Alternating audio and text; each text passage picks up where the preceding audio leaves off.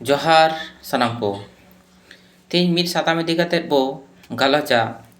उना साताम दो हुयुक कना बाहा परब। नो बाहा परब रे किछु किछु जायगा रे नेलोक कना पारमेन नेल कना पारमेन सेरमा रे बाहा परब रे बाहा बांग एनेज काते डीजे बॉक्स आते को रस्का कना। नो बाहा परब रस्का रे कुड़ी कोड़ा हाड़ाम बुढ़ी सानाम कोगे को लटम चाबायना मेनखान नोआरेन दाई दो कोय इया दिस हुदिस ते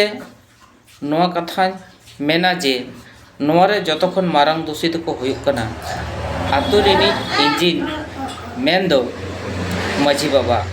चेदा से नौकाना कमी होरा रे माझी बाबा जदि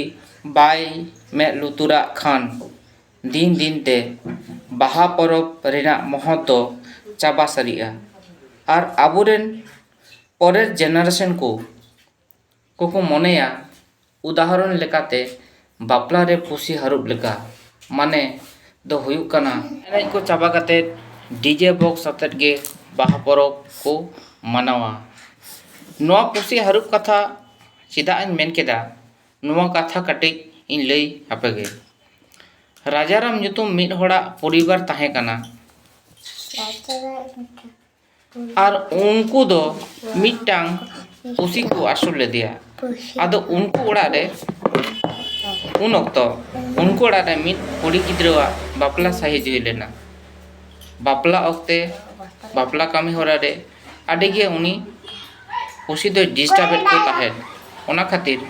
मिद हड़ाम दो मेन केदा सारा घड़ी नुई पुसी दो डिस्टर्बेट बना मासे नुई दो ठेका बांखान खचल पनाते हारुब पाइपे उन ऑक्ते उनी पुसी दो ठेका ते को हारुब लेदिया इन मोड़े सेरमा तायम आरहो मिटांग बापला साहिज हुई लेना आदो बापला दिन हो सेटर लेना उना दिन हिलो सानामा जिनिस को जुगाड़ हुई सद लेआ मेनखान उन ऑक्तो मिद होड़ा होड़े मेन केदा जे मारंग दिया बापला रे मिद पुसी को हारुब लेदिया ताहले तालामैया बापला रे पुसीमा बांगो जुगाड़ का दिया तखन ओड़ा होड़ को मेन केदा सारिगे तो उन हिलो खन राजारामा परिवार दो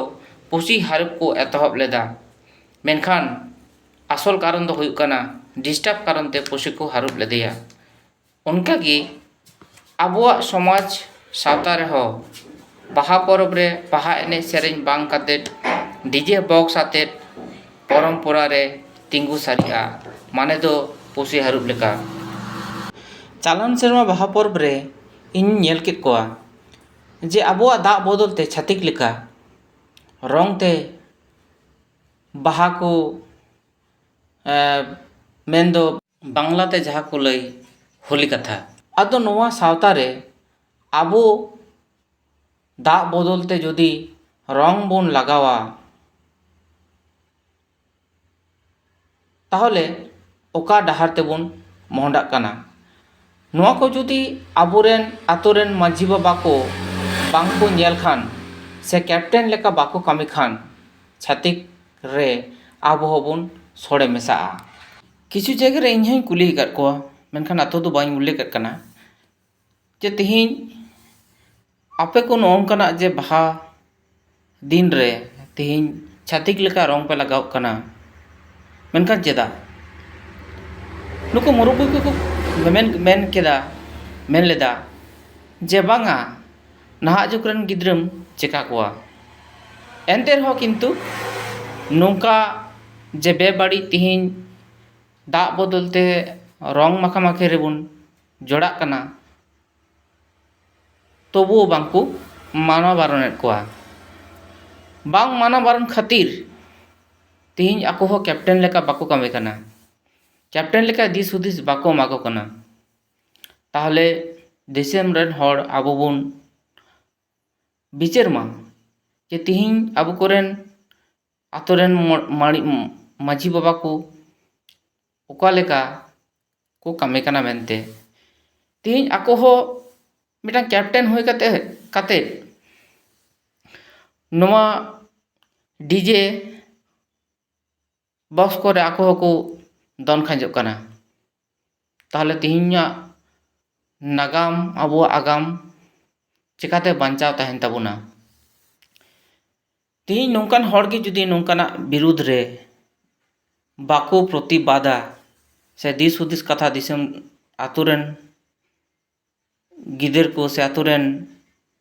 जहाय प्रजा को बाको लई पासनाव कोआ ताहले निहाती आगाम दिन अबो हबुन चाबा मेनते मने कना। नोआ डीजे बॉक्स छापरी एनेज रे बाहा पर्व अक्ते हाड़ाम बुढ़ी गिदर पिदर सानाम को ना डीजे रिया राहा दे को दाल मिदोग कना। नोडे नोआ को राहा आड़ांग बाको बिचारेत कना जे तिहिन ओका लोका एनेज रे आबो एंगा हपन बन एनेज सेरेन जोंग कना। ताहले नॉय आबोआ समाज सावता तिहिन तिनाक गान डेभलप सेन चलाक कना मेनते मुन बुझाव दाड़ेयाग कान गया। जाहु तिहिन इन पाटा खन नोआ कथाñ मेना जे दिसम रेन सानाम माजी बाबा को नोंकाना विरोध रे बुन प्रतिबाद मा आर आतु रेन जहां नोंकान बेबाड़ी को कमे कना नुंकु को हो नोंकाना दिस हुदिस कथा बुन लई सदर कोमा आर बाड़ती बांग जेलिंग कथा नोंडे गिन मुचाद केदा मानकान सानाम को जोहार।